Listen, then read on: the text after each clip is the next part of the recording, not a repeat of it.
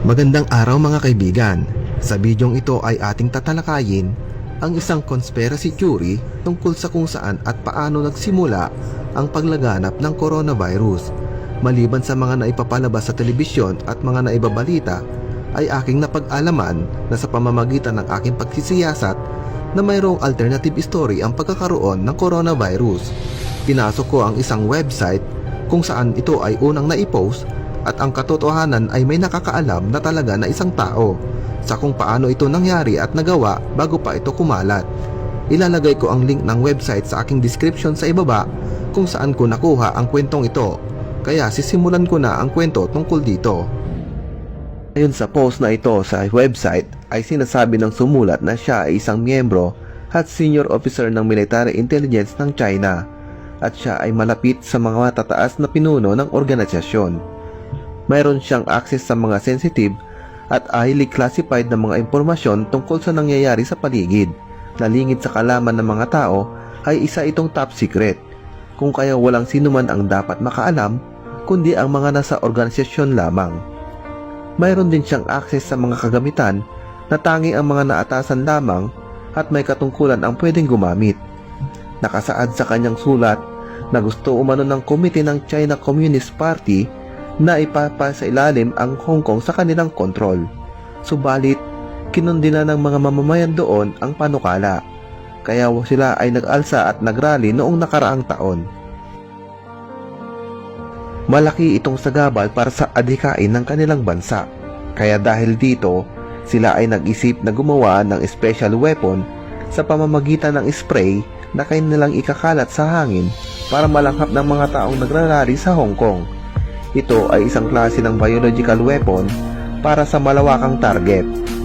Ang kanilang plano na ganito ay hindi lingid sa kaalaman ng Amerika. Aniya, ang China at Amerika ay hindi talaga magkalaban, taliwas sa iniisip ng mga mamamayan. Dahil ang totoo ay may komunikasyon ang mga bansang ito para kontrolin ang pag-usbong ng iba pang bansa na may kinalaman sa pagkakaroon ng superpower. Ang balak nila ay gumawa ng armas na kayang baguhin ang emosyon ng mga tao at kung pwede ay pabagalin nito ang kanilang kakayahang mag-isip. Sa madaling salita, gawing bobo ang mga tao sa Hong Kong para nang sa ganun ay madali nila itong makontrol. Ayon pa sa kanya, ay una lang tinipon ang mga bilanggo na tinawag nilang Islamic Radicals at iniligay sila sa isang training camp sa Xinjiang Province kung saan ay walang gaanong tao na makakapunta dito. Mga kaawa-awang mga bilanggo ay walang kamalay-malay na sila na pala ay ginagawa ng test subject sa isang eksperimento dahil sila ay ine-expose sa walang amoy at hindi nakikitang experimental agents. Ang mga alpha chemical agents na ito ay kayang baguhin ang normal na katawan ng tao o mga hayop. Una ay binibigyan nila ng alpha chemical agents ang mga test subjects. Pagkatapos sila ay dadalhin sa isang special military facility na matatagpuan sa Wuhan, China at saka naman doon sila ulit bibigyan ng pangalawang beta chemical agents. Bukod pa sa mga taong nanggaling sa mga bilangguan, pinipili rin nila yung mga taong sa tingin nila ay hindi na mapapakinabangan ng kanilang gobyerno o kaya naman ay yung mga taong tumutuligsa sa kanilang mga adhikain. Kaya naman sila ay mga pangunahing ginagawang mga test subject. Ang gagawin nila ay iipunin nila ang mga taong ito sa isang testing facility at dito na nila gagawin ang kanilang eksperimento. Sa una ay maganda ang resulta dahil bumaba ang talino o naging bobo, kaya wala na silang kapasidad pa na mag-isip ng maayos. Para sa kanila, ito ay magandang balita dahil maaari nila itong gamitin laban sa mga aktivista na nagrarally sa Hong Kong. Subalit katagalan ay lumabas na ang iba't ibang hindi magandang epekto ng mga chemical na kanilang ginamit sa mga test subjects.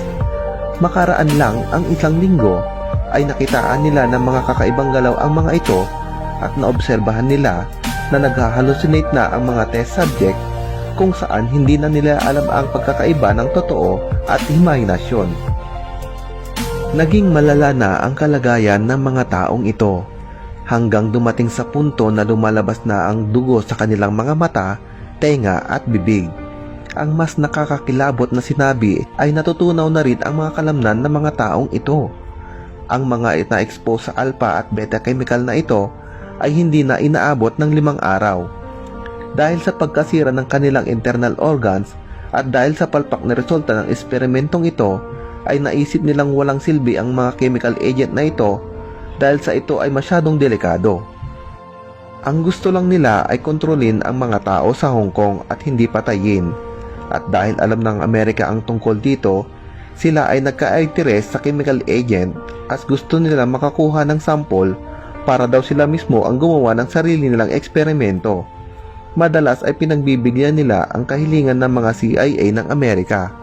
Pero dahil nga alam nila na sobrang napakadelikado ng bagay na ito, ay tinanggihan nila ang kahilingan nila. Dahil dito ay pinag-isipan ng Amerika na may hawak ang China ng isang napakadelikadong armas, kaya mas lalo silang nagka-interes. Nag-alok ang Amerika ng malaking halaga ng pera sa isa sa mga nakaimbento ng chemical agent para lang makakuha sila ng sample at dalhin sa Amerika. Pumayag naman ang isang mananaliksik at ibinenta ang chemical agent sa Amerika. Subalit natunugan naman ito ng intelligence group ng China.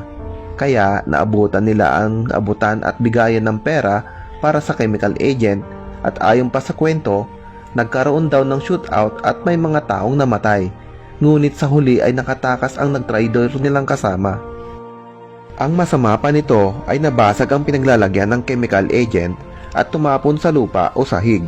Dagdag pa niya ay naganap ang shootout sa Wuhan, China sa Wild Animal Market kung saan dito ay unang lumabas na balita na dito nagsumula ang coronavirus na sinasabi ng tagapagsalaysay na hindi naman talaga ito nangyari kundi ito ay isang cover-up lamang at sa puntong ito sinabi rin niya na maaring iniisip natin na hindi ito totoo o fake news lamang ang nangyari o baka rin naman may mga nag-iisip na kung totoo ang kwento ay bakit niya ipopost sa internet.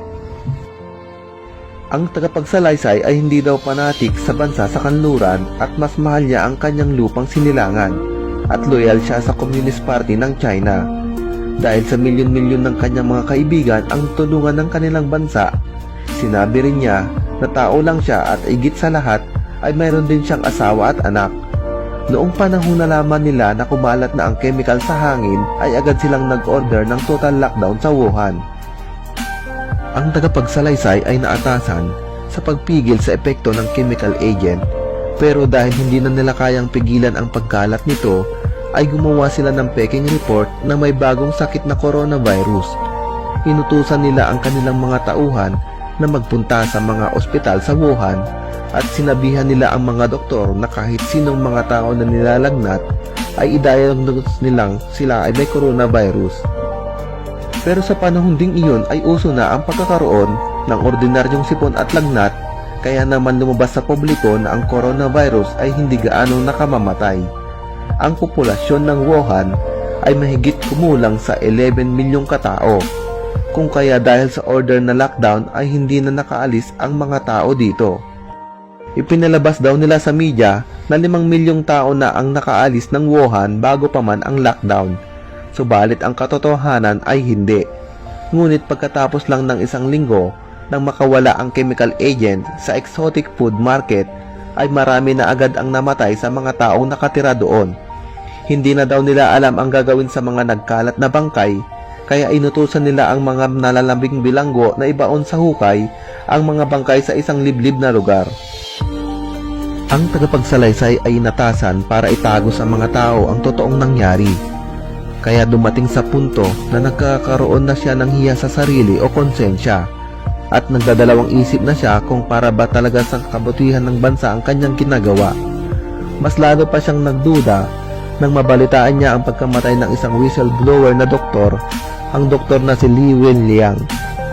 Si Li Wenliang daw ang unang doktor na tumanggi na palabasin sa mga tao na ang sakit na ito ay tinatawag na coronavirus. Bilang parusa sa kanya ay pinapunta siya sa mga taong sumama sa pagtatapon ng mga bangkay. Ini-expect na pala nila na si Li Wenliang ay tatamaan din ng epekto ng chemical agent, subalit laking gulat nila nang makaligtas ito. Isang sarhento ang naatasan para magpunta kay Li Wenliang. at siya ay tinurukan ng kombinasyon ng heroin at mercury na siyang naging dahilan ng pagbagsak ng kanyang baga at agad naman niya itong ikinamatay at pagkatapos pinalabas nila na ito ay dahil sa coronavirus. Naisip ng tagapagsalaysay na ayos lang naman na gumamit ang kanilang bansa ng kamay na bakal para sa ikabubuti ng lahat, subalit ang patay ng doktor na si Li Wenliang ay mali. Kilala niya kasi na si Li Wenliang ay mabait at mahabagin sa kanyang kapwa. Sinabi niya na ang mga bagay na ito sa kanyang asawa, ngunit sumagot ang kanyang asawa na mas mabuting manahimik na lamang sila at isa pa ay binibigyan naman sila ng access sa mga mahalagang bagay katulad na lamang ng medical supplies at iniisip rin niya ang kapakanan ng kanilang nag-iisang anak. Hindi naglaon ay parang apoy na mabilis na kumalat ang epidemya kapalit ang pagkamatay ng milyong-milyong tao. Ang sabi sa media ay 2% lang ang chance ng tao. Ang sabi sa media ay 2% lang ang chance ng tao na mamamatay na naepektuhan ng chemical agent. Subalit ang totoo ay 100% na pagkamatay daw ang dulot nito. Wala rin daw sapat na proteksyon ang makakabigil dito kahit face mask o sanitizer na mabibili sa butika. Dagdag pa niya na ang ospital na mabilis ang ipinagawa ng China sa loob lamang ng 8 araw ay hindi naman talaga ospital kundi ito ay isang prod lamang dahil ang totoong adhikain nito ay gawing top secret facility. Kahit walang available na protection supplies sa mga butika ay nasusupply naman sila ng special protective mask mula sa biomedical warfare kung saan ito ay ginawa sa pamamagitan ng advanced technology. Bukod tanging sila lang na mga napili ang may access sa mga gamit pang medical na ito. Ang sinasabing maskara na ito ay hindi rin totally safe dahil ma-expiration ang effectiveness nito kapag ito ay ginagamit. Minsan ay tinawag siya ng kanyang senior officer para siya ay pumunta sa isang ospital sa Wuxinshan. Pagkatapos niya doon ay para naman normal ang itsura nito sa labas. Subalit pagpasok niya sa loob ay nakita niya ang napakaraming kama na hinihigaan ng mga nasa unang stage ng naepektuhan ng chemical agent na ito. Sari-saring iyakan at palahaw ang naririnig niya sa mga taong nakakaramdam ng sakit, pero lahat ito ay simula pa lamang. Sumunod siya sa isang tao na tinawag niya sa pangalan na Corporal Meng. Nagtungo sila sa mas loob na bahagi ng pasilidad at doon niya nakita ang mas malalang sitwasyon kaysa unang nadaanan niya kanina. Ang seksyon na ito ng kanilang kinaroroonan ay ang middle section ng pasilidad na iyon. Dito sa lugar na ito ay madilim ang paligid at nagkalat ang mga taong nasa pinakamalalang yugtuna ng chemical agent, kung saan ay malayang naglalakad ang mga biktima dito pero wala na sila sa matinong pag-iisip. Maliban doon ay may mga taong nagbabantay sa kanila na nakaitim ng uniforme na mula sa secret unit ng military police na hindi niya kabisado. Kita rin niya na pinapahirapan pang lalo ng mga gwardiya ang mga biktima sa pamamagitan ng pagsipa o pagsampal sa mga ito. Kitang-kita sa ekspresyon ng mga gwardiya na nag-i-enjoy sila sa kanilang ginagawa o pananakit sa mga biktima. Pagkatapos nito ay nagpatuloy pa sila sa paglilibot sa lugar hanggang sila ay makarating sa sentro ng pasilidad na iyon. Laking gulat niya sa kanyang nasaksihan dahil tumambad sa kanya ang libong-libong katawan na nakatambak lamang doon. Bukod dito ay may nakita siya na daanan sa gitna ng mga bangkay na ito at nang ito ay kanilang binagtas ay umabot sila sa sentro ng pinakasentro ng lugar na iyon. Nakita niya na pilit pinagtatrabaho ng mga nakaitim na gwardiya ang mga may sakit. Binubuhat o hinihila ng mga ito ang mga nagkalat na bangkay papunta sa pinakagitnang bahagi kung saan ay nandoon ang isang malawak na apoy. Makita niya ito, siya ay nabigla, kaya naman agad siyang nagpunta sa toilet at doon ay nagsusuka siya dahil sa kanyang hindi kanais-nais na nakita. Paglabas naman niya sa pinto ay nakita niyang nakatayo si Corporal Meng at ang ekspresyon ng mukha nito ay walang emosyon. Nakita niya sa mga mata nito ang pang-aalipusta. Matapos ang lahat ng ito ay umuwi na siya at binasa niya ang kanyang mga mensahe tungkol sa mga update at hakbang ng kanilang Basa niya rin na naglaan ang kanilang gobyerno ng malaking pondo para sa gagawin pang mga pasilidad sa iba't ibang dako ng kanilang bansa na katulad ng Changu Xinshan. Ang delikadong epekto ng chemical agent ay nagkalat na sa buong mundo. Mabuti na lamang daw at nagkasundo ang kanilang gobyerno at iba pang mga bansa kabilang na ang Amerika at magpapanggap silang ang dilubyong ito ay dahil sa tinatawag na coronavirus. Sa point na yon ay sinabi na nilang hindi na nila mapipigilan pa ang pagkalat ng epekto ng chemical na ito at marami pa siyang sinabi tulad na lang ng ang kanilang mga pinuno at lahat ng matataas na opisyal ay nagtago na sa isang sekreto at ligtas na lugar at ang tanging makikita na lamang ay ang kanilang mga dami o magkamukha at nagpapanggap sa mga tao bilang isang presidente. Bandang huli ay sinabi ng tagapagsalaysay na kaya niya ibinulgar ang lahat ng lihim na ito ay dahil tao lang siya at wala na rin daw silbi ang kanyang buhay dahil ang kanyang nag-iisang anak ay patay na dahil hindi ito nakaligtas sa epekto ng chemical agent. Totoo naman daw na may supply na binibigay sa kanila tulad ng protective mask, subalit ito ay nagamit na o expired na. At dito na nagtatapos ang sinulat ng tao sa likod ng kwentong ito. Ngayon mga kaibigan, nalaman mo na ang lahat ng ito, ano ang inyong masasabi tungkol dito? Maaaring maniniwala kayo at maaari din naman na hindi. Mag-comment lang kayo sa ilalim at i-share nyo ang inyong opinion tungkol dito.